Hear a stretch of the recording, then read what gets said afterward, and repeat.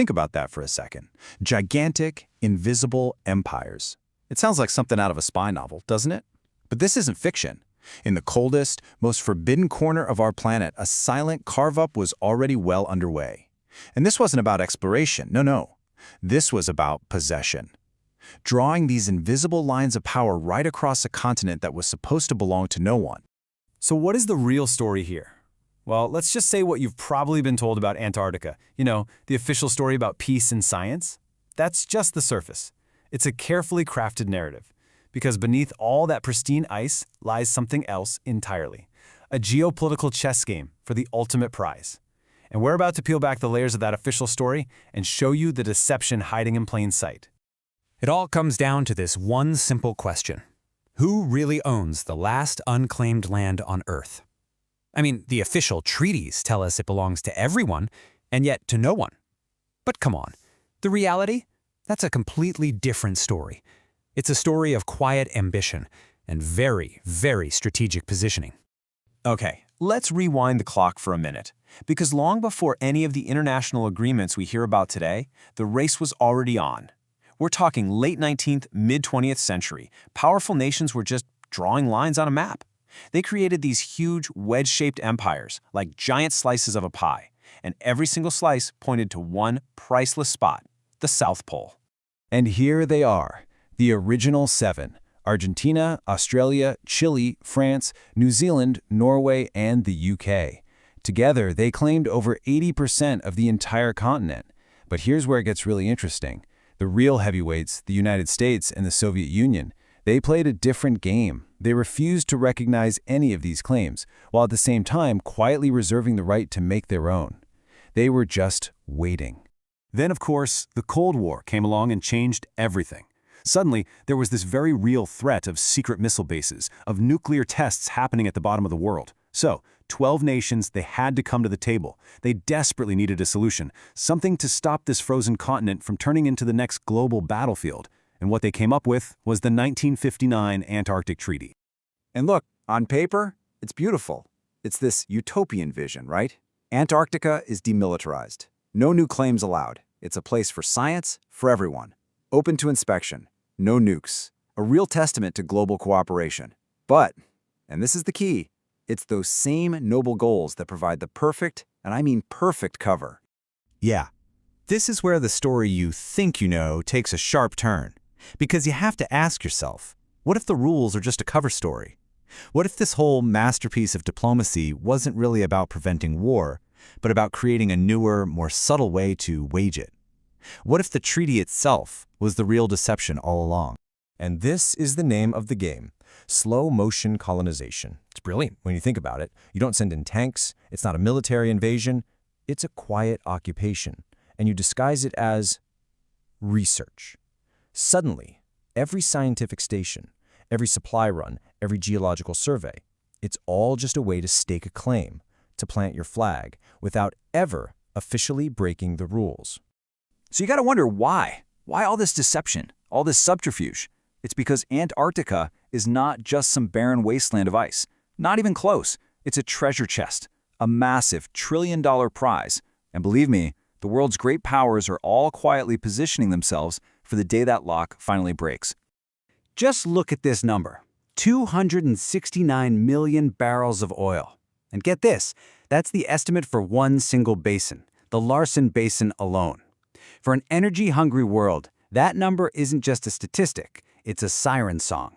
And it doesn't stop with oil. Oh no. On top of that, you've got a staggering 14.3 trillion cubic feet of natural gas in that same area. This isn't some far-off, maybe one day possibility. This is a calculated prize that is driving national strategies right now. But listen, the prize is so much bigger than just fuel. We're talking about the majority of Earth's fresh water locked up in that ice. We're talking about valuable krill fisheries that feed millions of people. And then there's the strategic angle. It's the perfect location for satellite tracking, for deep space communication bases, things with very clear dual-use potential. Let's be clear, control of Antarctica is control of future resources and future power. So, here's the puzzle. How do you invade a continent that by law can't be invaded? How do the great powers really play the game? Well, you don't play by the rules, you play with them. You play the long game. You operate right within the letter of the treaty while completely and utterly violating its spirit. Just look at this. It's the classic say one thing, do another. The USA says it's all about upholding the treaty while keeping a basis of claim in its back pocket, just in case. Russia says it's doing scientific research, but its seismic surveys look an awful lot like scouting for oil and gas. And China? They talk about peaceful cooperation while building new stations at a blistering pace and actively blocking conservation efforts. It's a power play, plain and simple. These are the quiet wars. The battles aren't fought with missiles and soldiers. No, they're fought in stuffy committee meetings over marine protected areas. They're fought with bulldozers building new runways deeper and deeper into the continent.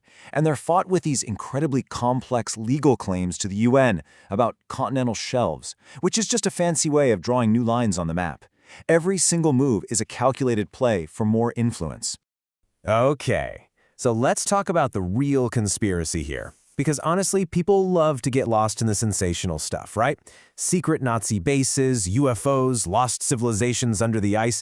But you know what? All of those stories, they're just a distraction. They pull your attention away from the real conspiracy, the one that's hiding in plain sight. Take the biggest myth of them all, secret Nazi bases. The internet is obsessed with it. But the historical record? There's just no credible evidence. It's a ghost story.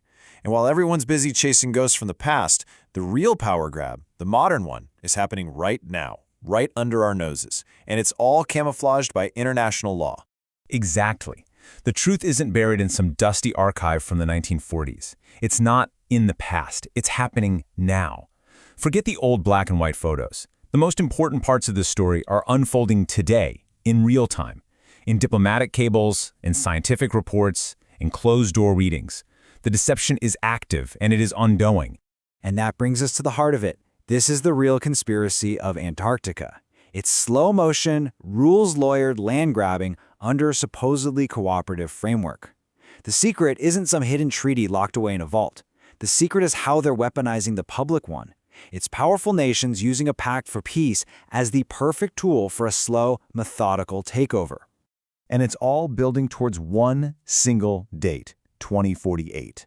Now, the popular myth is that the mining ban just expires then. That's not how it works. The reality is that 2048 is the first chance for any nation to request a review of the ban, and changing it, that would require a massive majority to agree. So what's the game?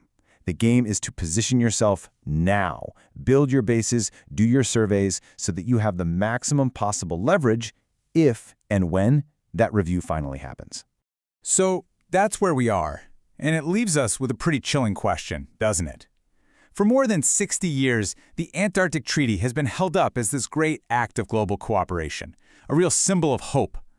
But as the ice continues to melt and all those resources become easier and easier to get to, are we about to watch that hope dissolve? Will this last pristine continent just become the next resource frontier, the next battlefield in the global fight for what's left? I'll tell you one thing, the game is already in motion,